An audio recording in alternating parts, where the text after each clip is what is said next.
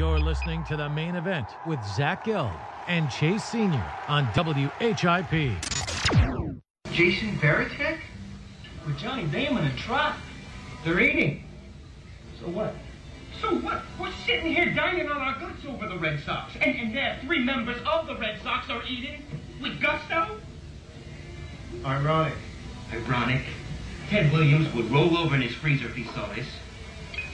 Please be cool. Why shouldn't they eat? They played hard, they did their best, move on. Trying to do the same. Damon hits it in the air to right field. Sheffield back in the corner. At the wall, a grand slam. Johnny Damon. Quiet all series, goes deep. 4 more runs, and it's 6-0. Johnny Damon! You got the sweetest ass in the league!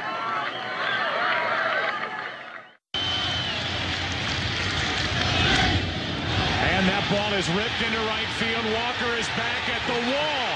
The Red Sox score first again. What a start. 1-0 Boston here in Game 4. Damon gets his first home run of this World Series.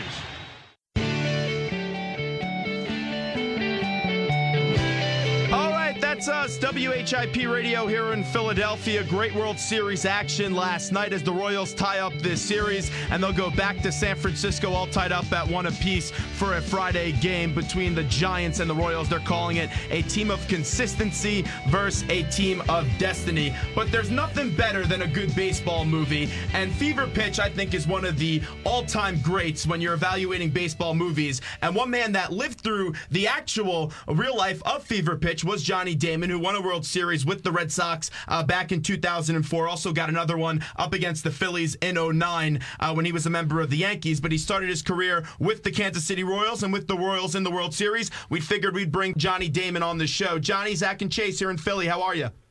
Hey, Zach and Chase, thank you very much for having me. And like you said, Fever Pitch is definitely one of the best baseball movies. And just seeing where Jimmy Fallon has come from, you know, it has his great talk show on TV now, and great actor in the movie. I'll tell you this. I told one of my friends, Wes, that we were having Johnny Damon on, and immediately he sat there and he goes, Johnny Damon has one of the nicest asses in the league. Does that line always get you? It does, especially when women talk about it. But my mom talks about it all the time. Perfect. That's the kind of people I want to remember it. All right, so let's get back to that old 04 run. You guys were down 3-0 to the Yankees. We all know what happens. Big Papi has some clutch heroics. You had some big base steals in that series. You guys come back, win it in New York. You hit a grand slam, and then you go to the World Series and sweep the Cardinals. Just take us through that run, because that was something really special, and it was historic for the game of baseball. Yeah, it sure was. That run was historical, and it made heroes out of everybody on our team. I mean, everybody from that 2004 team can go back to Boston and have the respect of their fans. And even when we had our 10-year reunion this year, I mean, just looking around the room and knowing that everybody on the team pitched in and did something and made, you know, winning that World Series so special. Let's now get to this year's World Series. You have the Royals. Many people are calling them a team of destiny, and then people are throwing around the D word for the Giants with dynasty, as they have a chance to win 3 World Series in 5 years. The big message for Kansas City is to get to that bullpen and shorten games. They were able to do that last night. It was a battle of the bullpens. Kansas City's bullpen had it. The Giants did not. And that combination of Herrera, Holland, and Davis is something special. If you were up at the plate up against those 3 guys, what would your approach be? You know, just pray. I mean, these guys dirty are so stuff. good. Yeah, I mean, these guys are so good. I mean, even watching it on TV, normally the game looks easier on TV, especially for former ball players. But I mean, these guys are making it look really tough on TV, and it kind of reminds me of the New York Yankees in the late '90s. I mean, as soon as you starter went 5 or 6 innings, you had Stanton, you had Rivera, you had Nelson, you also had Wetland. So game over, and that's what Kansas City needs to do. And you know, I'm really glad that they were able to pull that game off last night because what a hot team does not want is 4 days off in a row, and I felt like Game 1 was going to be tough for them regardless. And plus, pitcher that San Francisco had too looks pretty nasty. So, but I'm glad they got to pull it off.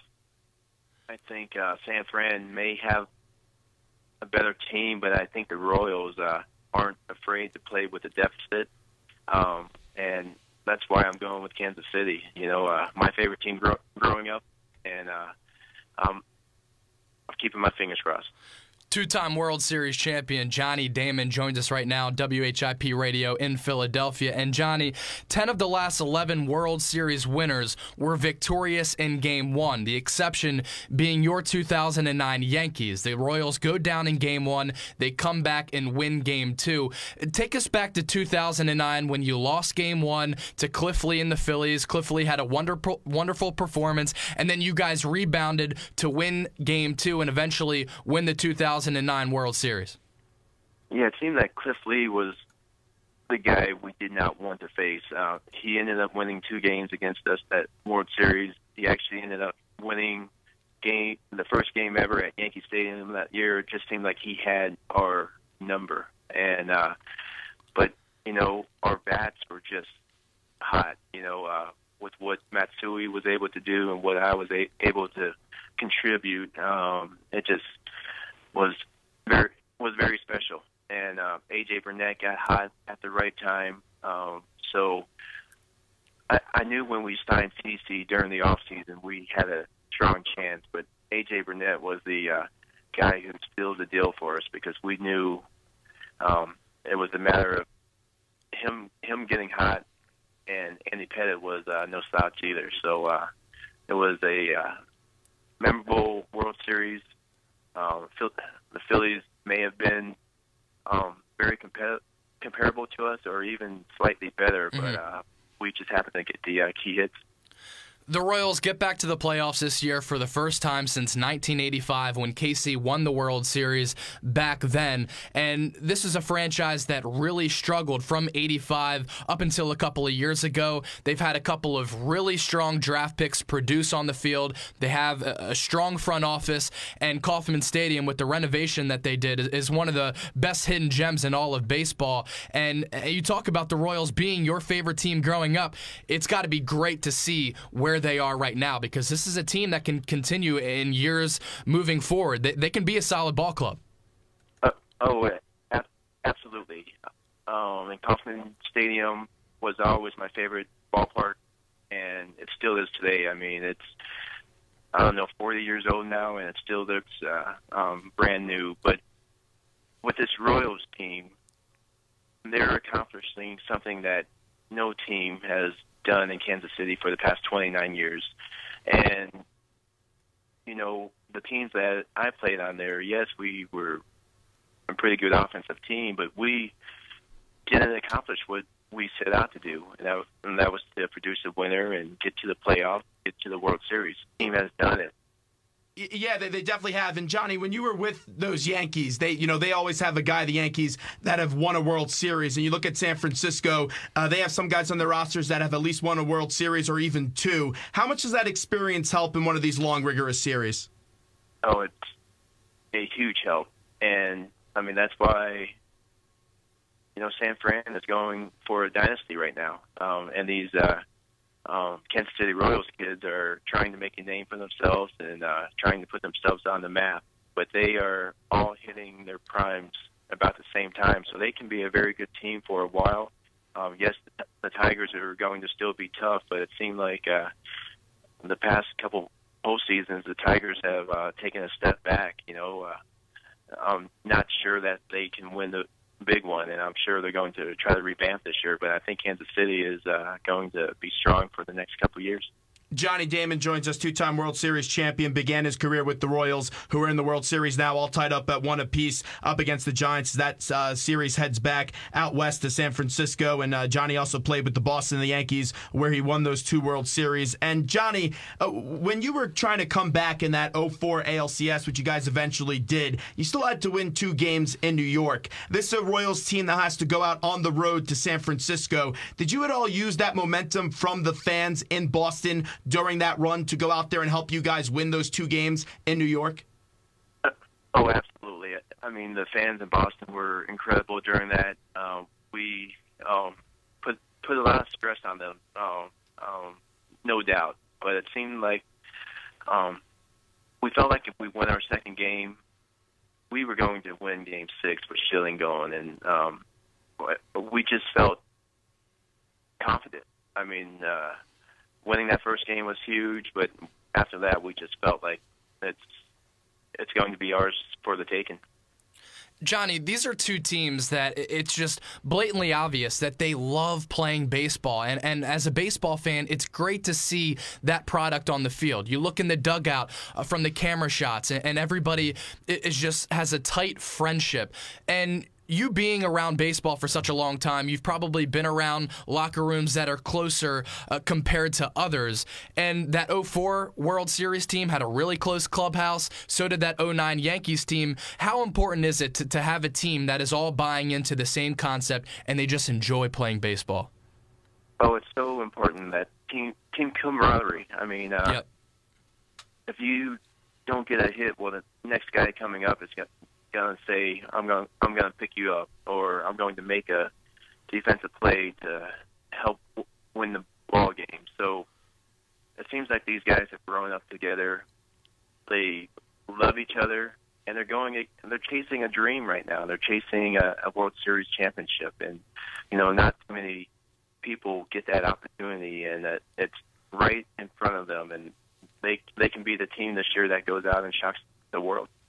You have 2 former teammates from that 04 Red Sox championship squad that are doing some work with Fox on the television screen, and Gabe Kapler and David Ortiz. Have you been watching those guys do their work on TV? And if so, it probably gives you an opportunity to bust their chops a little bit.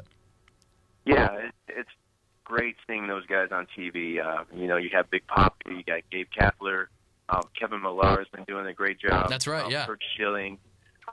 Pedro even. So I actually signed an autograph up here in Hartford today, and it was me, Big Papi, Pedro, and Schilling, and I'm the only guy who is enjoying playing out on the lake and all that stuff, and these guys are running around on TV.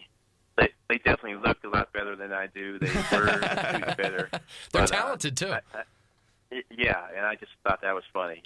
So maybe in a couple months or a couple years, I'll end up joining them on TV somewhere. You know what's funny? I actually picked Hunter Pence. I took the Giants to win this World Series in 6, and I picked Hunter Pence as my MVP. And Hunter Pence reminds me a lot about Kevin Millar, because Millar is one of those underrated guys, a really good clubhouse guy, a little bit wacky, so we could see him on the MLB Network now with Chris Rose. But he called you guys the idiots back in 04, and you guys really just embraced that role. Do you see any similarities between Kevin Millar and Hunter Pence? I sure do. But what I really like about Hunter Pence is just the way he plays the game. Yes, it looks awkward to some, but he gives it his all. Ever since he played for Houston, when he came over to the Phillies, and now, I mean, this guy is just a competitor, and I root for him every time he steps up, even if it's against my favorite team, the Royals. I just don't want him to hurt them too much. But the Giants are a great team. I'm hoping that the World Series continues to be a success. On the way out here with Johnny Damon, as Zach Gelb and Chase Sr. also here with you, WHIP Radio in Philadelphia on the main event via iHeartRadio. You talked a lot about Cliff Lee earlier on in this segment, and Madison Bumgarner has been a guy that the entire postseason, he has been on top of his game, and he elevates his game on that big stage. How did the Royals try to get a hit off of him or a few runs off of him? I know Perez got the home run in that blowout game in Game 1, but they're definitely going to see him another time in this series. Well, the way I would approach approach it. It seems like nobody is really hitting him. The Royals are a fast team that can make contact. I mean, maybe drop down a few bunts, make him feel uncomfortable. But you're going to have to score 1 or 2 runs, and hopefully your pitcher shuts down the Giants, because it seems like Madison Bumgarner is throwing the ball great, and he's an ace right now, and you're not going to score too many runs off of him. Before we let you run, I'm actually reading about this right now, because I know we were texting a little bit before this interview, and you were talking about how important family is to you, and I would imagine that charity is important to you as well. Just tell me a little bit more about the Johnny Damon Foundation. I'm reading some stuff about it online right now. Yeah, the Johnny Damon Foundation was created 7 years ago. The Wounded Warriors was a big charity that we started helping, and we have put a few of them in new homes, like after their injuries. And I actually just won something with MLB.com with the celebrities picking the postseason and the game. So we won, or I won $10,000 more for the Wounded Warrior project last night. We help out the Peace Center for Girls, the Arnold Palmer Children's Hospital, and Winnie Palmer Hospital. There's a lot of charities that we do help out, so we try to help who's in need, and, and we're still going strong. Well, that sounds like excellent stuff, and we appreciate all the efforts you do, and we thank you so much for joining us today, Johnny Damon. Great stuff. Enjoy the baseball. Thanks so much, my friend. Take care, guys. Thanks, Johnny. Okay, Johnny Damon right there on the hotline. Really good stuff with the 2-time World Series champion. And you can tell he just loves playing the game of baseball. Okay, time in the WHIP studios is 11:53. We'll take our final break of the day, and we'll be back right after these short messages.